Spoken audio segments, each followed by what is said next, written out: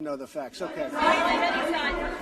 Was this two questions? Was this terrorism? And can you tell us how you're feeling about your chief strategist? Well, I think the driver of the car is a disgrace to himself, his family, and this country.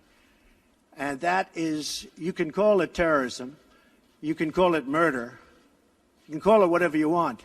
I would just call it as the fastest one to come up with a good verdict. That's what I'd call it. Because there is a question. Is it murder? Is it terrorism? And then you get into legal semantics. The driver of the car is a murderer. And what he did was a horrible, horrible, inexcusable thing.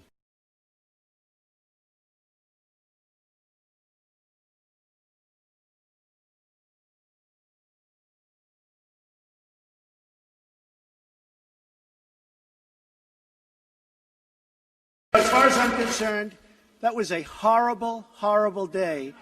Wait a minute. I'm not finished. I'm not finished, fake news. That was a horrible day. I will tell you something. I watched those very closely, much more closely than you people watched it.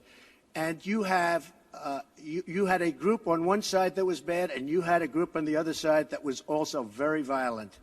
And nobody wants to say that, but I'll say it right now.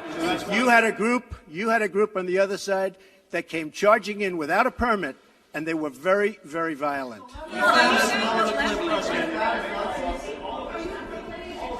Go ahead. Do you think that what you call the alt-left is the same as neo-Nazis? Those people, all of those people, excuse me, I've condemned neo-Nazis. I've condemned many different groups. But not all of those people were neo-Nazis, believe me. Not all of those people were white supremacists by any stretch.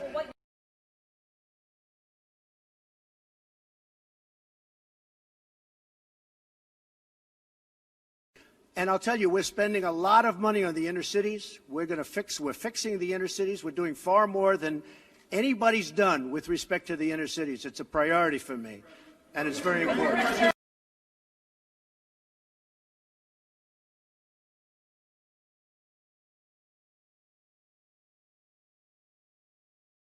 Mr. President, are you putting what you're calling the alt-left and white supremacists on the same moral plane? I'm not putting anybody on a moral plane. What I'm saying is this. You had a group on one side and you had a group on the other, and they came at each other with clubs, and it was vicious, and it was horrible, and it was a horrible thing to watch. But there is another side.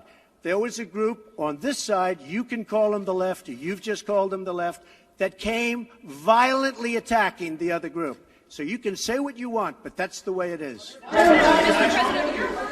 On both sides, sir? You said there was hatred, there was violence on both sides. Well, I do think there's blame. Yes, I think there's blame on both sides. You look at both sides. I think there's blame on both sides, and I have no doubt about it, and you don't have any doubt about it either. And if you reported it accurately, you would say. Kill the person. Heather hired Charlottesville. They showed up in Charlottesville to protest. Excuse me. They didn't put themselves down as you. And you had some very bad people in that group. But you also had people that were very fine people on both sides. You had people in that group. Excuse me. I saw the same pictures as you did.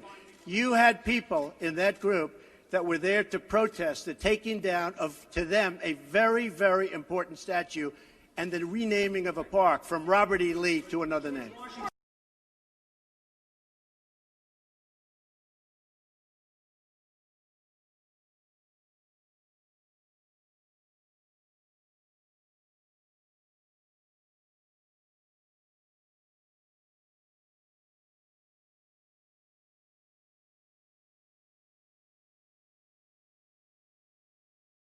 And you had people, and I'm not talking about the neo-Nazis and the white nationalists, because they should be condemned totally.